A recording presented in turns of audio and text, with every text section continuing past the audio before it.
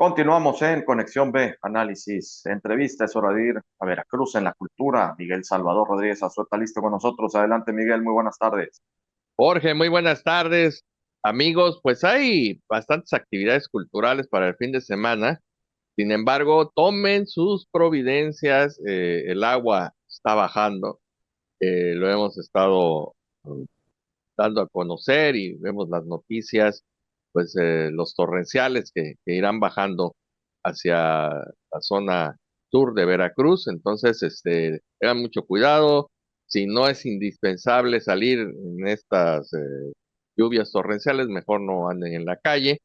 Recuerden que pues hay algunos agujeros, como siempre, que no fueron tapados y bueno, pues no se arriesguen en estas lluvias torrenciales que estarán cayendo en las próximas horas. Quiero hablar de un tema que se me hizo muy interesante porque no he logrado concretar, confirmar si todavía está esta plancha, este pequeño que se utilizaba como muelle y como tiburonario eh, en la isla de Sacrificios, esta plancha de cemento que veíamos ahí a lo lejos y cuando teníamos la oportunidad de estar cerca, paseando ahí por Cancuncito y acercándonos a la isla de Sacrificios, pues se podía ver. Yo insisto, no tengo la confirmación de que haya sido removido, pero no lo vi en estos días que he pasado por ahí, por el bulevar. Y me refiero a lo que se le llamó en su momento el barco de cemento. No era otra cosa más que una pequeña plancha, una pequeña dársena que en su momento se mandó a hacer durante la Segunda Guerra Mundial, ya por los años 40, por el secretario de Marina de aquel entonces, Heriberto Jara Corona. Quiero hablar un poco de este tema, pues se me hace muy interesante, porque Heriberto Jara Corona, nativo de aquí, del estado de Veracruz, eh, más específicamente de Nogales, en la zona de las altas montañas, pues tuvo una destacada participación durante la Revolución.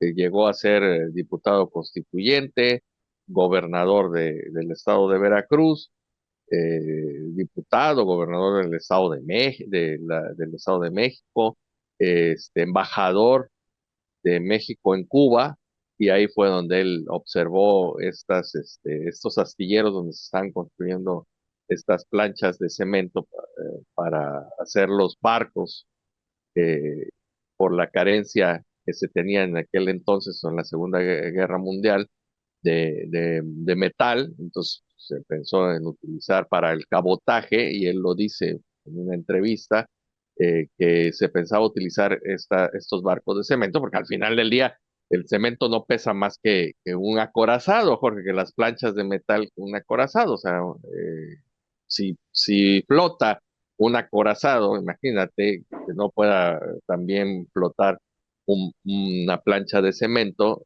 con las especificaciones que se tenían y que desafortunadamente los astilleros se llevaron a la Ciudad de México. Entonces se construyó ya esa parte de la plancha, se vino a colocar aquí a Veracruz, y ahí fue donde por las especificaciones y las cuestiones técnicas pues no flotó. Pero no fue porque no fuera mala la idea, sino porque pues lo hubieran hecho aquí en los astilleros, pero pues por cuestiones de seguridad, los astilleros se enviaron a la Ciudad de México, se hizo este traslado, y la historia te narra que, bueno, que a la hora de lanzarlo, pues se hundió. Entonces se utilizó durante muchísimos años como este pequeño muelle ahí en la isla de Sacrificios. Después se creó este tiburonario para las especies que se tenían en el acuario de Veracruz para irlas adaptando, y ahí estuvo, y espero que ahí esté. Digo, yo no lo voy a afirmar, pero no lo he visto en mis paseos que hago por el bulevar. Antes se notaba esta parte del muellecito, ahora ya no lo he visto. Vamos a confirmar y a saber exactamente qué pasó, porque posiblemente alguien dijo, ya no me gusta, y lo quitaron sin saber todos los antecedentes históricos que tenía esta plancha de cemento, insisto, que se utilizaba como muelle, que se utilizaba para investigación tiburonario que existía ahí en la isla de Sacrificio. Pero pues tiene todo un antecedente, insisto, que me llamó la atención, se ha investigado esta anécdota histórica y sí, hay documentación acerca del tema, muy interesante, de hecho, en uno de mis libros de Veracruz, hablo acerca de este tema, hablo de la entrevista que se le hiciera a don Heriberto Jara Corona, que por cierto, para concluir, falleció en 1965 y solicitó que sus restos, sus cenizas fueran lanzadas desde un avión por todo el litoral veracruzano y su casa fuera destinada a una escuela, cosa que hasta la fecha ahí sigue. La casa de Heriberto Jara Corona, está contigua a la de que fue de Adolfo Ruiz Cortines y actualmente pues, es una escuela primaria.